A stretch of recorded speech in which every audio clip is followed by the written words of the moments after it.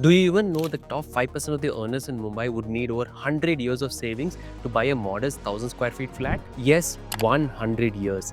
Your great grandchildren might finally get the keys. That's not a dream, that's a financial lifetime. Hi, I'm Nikhil Verghese. I'm a chartered accountant by profession. I have spent nearly 2 decades working with EY, PwC, and one of India's top wealth management firms before launching my own startup. And today on Finiki, we are asking a question most people are too scared to ask. Has home ownership in India become a luxury only the ultra rich can afford? And if it has, what smart moves can you make so you're not crushed by the debt, regret, or both? Stay with me because in the next few minutes, I'll show you the numbers, the traps, and the strategies to protect your financial future. Before you think this does not apply to me, let me give you 3 quick realities. 1. Property prices in major Indian cities have been rising almost twice as fast as salaries. 2. Affordable housing is vanishing, down 36% in just 2 years. 3. Even people earning 20 lakhs a year, a salary most would envy, you will still be struggling to buy a decent home in metros. If even high earners are being priced out, what does that mean for the rest of us? And why is this dream slipping away? Between 2020 and 2024, home prices in major cities went up by about 9% every year. Incomes grew only by 5% a year. This means prices are running ahead of salaries, like a race where the other runners is on a bike and you are on foot. And there are only fewer affordable homes that are available. In 2022, there were about 3.1 lakh homes under 1 crore. By 2024, that dropped to 1.98 lakhs. At the same time, luxury projects, the kind with gyms, pools, and sky lounges, exploded, especially in Delhi NCR, where premium listings were up nearly 200%. Here's the scary part. In many cities, it takes over 10 years of your total income to buy a median home. Experts say it should be about 5. And people are spending over 60% of their salaries on EMIs, way beyond the safe limit of 50%. This is like a treadmill that keeps speeding up while your shoes get heavier. You can run harder, but you will still fall behind. Here's a real example. A techie in Gurgaon makes 20 lakhs a year, comfortably above the median wages. He went home hunting. Every decent project costed 2.5 crores plus. With a 20% down payment, the loan would be enormous and the monthly EMI would swallow his paycheck. He could technically buy a house, but to do so would mean surrendering the future salary to debt. And that's the paradox. High income, low access. Earning more doesn't help when prices outpace income or cash buyers or shadow buyers dominate the market. If you're enjoying this breakdown so far, give me a like and subscribe. It'll really help me know that you're really enjoying this kind of in-depth research and it motivates me to create even more videos like this for you. So, why is this happening? Reason 1, builders chase profit. Margins on luxury apartments are much higher than affordable housing. So developers prioritize premium projects. Reason number 2, in many cities, rules limit how tall buildings can be, which means we can't build enough flats on the same piece of land. For example, Mumbai has only 542 high rises, while Singapore has more than 2,600. And since land in city centers is already scarce, this pushes prices even higher. Reason number 3, investor demand. HNIs, NRIs, and other wealthy buyers treat real estate as an asset class. They buy for capital gains, not for living. That keeps prices inflated. Reason number 4, black money. Unfortunately, unaccounted cash frequently flows into real estate because property is an easy way to park value. When buyers with unaccounted funds bid aggressively, prices rise artificially. Unfortunately, salaried buyers competing with such black money are often outbid, which pushes values above what income justifies. Reason number 5, government schemes that miss the middle class. Take PMAY, Pradhan Mantri Awas Yojana. It was designed to increase affordable housing access via interest subsidies under the credit-linked subsidy scheme and supply-side intervention. But the program price caps typically around 35 to 45 lakhs depending on the beneficiary category and city. In other words, such program helps low-income rural urban households or those buying in smaller cities. In metros, even a small 1 BHK often costs more than these caps. So, the urban middle class rarely benefits. In short, PMAY support the bottom, developers target the top, and the middle is squeezed out. Numbers makes this real. Let's do 3 illustrative examples. These are hypothetical but realistic. 1.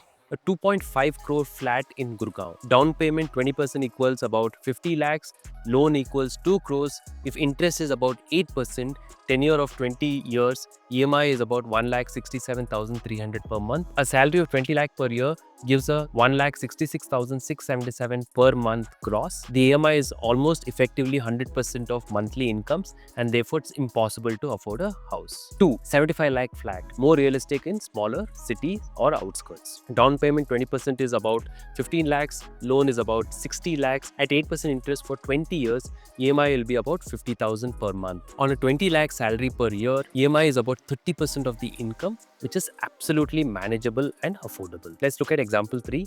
1.5 crore flat, mid-segment metro. Down payment about 30%, say 45 lakhs. Loan about 1.05 crores.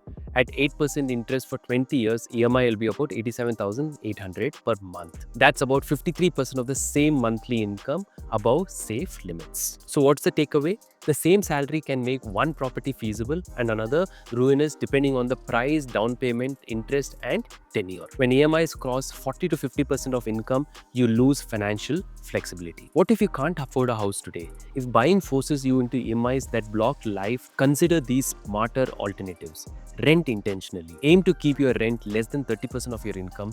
Choose low maintenance, predictable rent hikes and proximity to work to reduce commute cost. Invest the difference. Put the saved down payment money into equities or SIPs. Historically, a disciplined equity SIP has beaten many real estate returns after accounting for maintenance, taxes, and illiquidity. Try out REITs and fractional ownership. Get real estate exposure without mortgage, liquid and professionally managed. Co-own with family. Pooling incomes can make a realistic purchase possible without over-leveraging one person. Peripheral smart buys. New townships near highways or airports can be cheaper now and can appreciate in the future, but accept the commute cost. A friend of mine rented in Pune, invested the difference consistently for 5 years. When he finally bought, his larger down payment shrank his EMI and improved the purchase quality. If you still want to buy, treat it like a business decision. Here's a quick checklist. 1. EMI rule. Keep EMIs always equal to or less than 40% of take-home income, preferably always lower. 2. Total cost mindset. Add stamp duty, registration, parking, maintenance, clubhouse membership, property tax, and corpus for repairs. 3. Carpet versus super built up. Always check carpet area. Builders sell on super built up. Usable space can be 40% less. 4. Builder credibility. Check RERA status, project history, liquidation or bankruptcy red flags, and actual possession timelines. 5. Payment schedule. Prefer construction-linked or possession-linked payments versus high upfront. 6. Future costs. Maintenance escalation, society corpus, parking charges, and resaleability. 7. Exit plan. If you must sell in 3 to 5 years, will the area have buyers? If not, can you rent it out? These are questions that you need to get answers for. And more importantly, look for these red flags. Unusual high discounts for quick signups, missing approvals, no clear possession dates, or opaque builder cash flow. Stay away. That's it. Here are some of the negotiation tricks. Ask for carpet area in writing and compare it with a brochure. 2. Negotiate on parking charges and clubhouse charges. These are high margin items and can be further discounted. 3. Staggered payments reduce pain. Look for linked payment milestone. Document everything, approvals, amenities promised, penalty clauses for delay, and so on and so forth. Consider pre-EMI only if necessary. They can be costly. Also, don't get blinded by social and emotional angle. Remember, social pressure and status influence buying decisions massively in India. Weddings, friends, or family can make you feel behind. But a house bought as a status symbol can become a debt shackle. Owning a home is a choice, not an identity. Look at it this way. Owning an expensive car to impress neighbors is different from buying a reliable car that frees your commute. The same applies to homes as well. Here's my challenge for you. Before you sign any booking form, run the EMI for that exact flat with your net take home and add 10% for surprise cost and ask, can I live, save and plan for emergencies with this EMI? If the answer is no, walk away. Owning a home is a choice and not a status symbol. The truth is, in today's India, buying a house has become something only the very rich or those ready to make big sacrifices can do.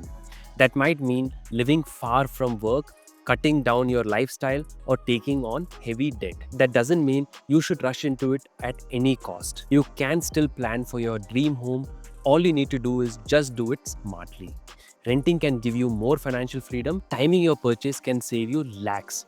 And with the right savings plan, location, and patience, you can buy a house without wrecking your finances. In short, home ownership is optional, not obligatory. You can earn your right to feel secure long before you decide to buy bricks and mortar. If it's your dream, preserve it. Don't go after it in peer pressure or unprepared. Because in today's housing landscape, ignorance is expensive. Let's be smart. If this made you rethink home buying, share it with someone who's house hunting right now. That's it from me. I'm Nikhil Verghese. Share this video and subscribe to make your finances less tricky with Finicky.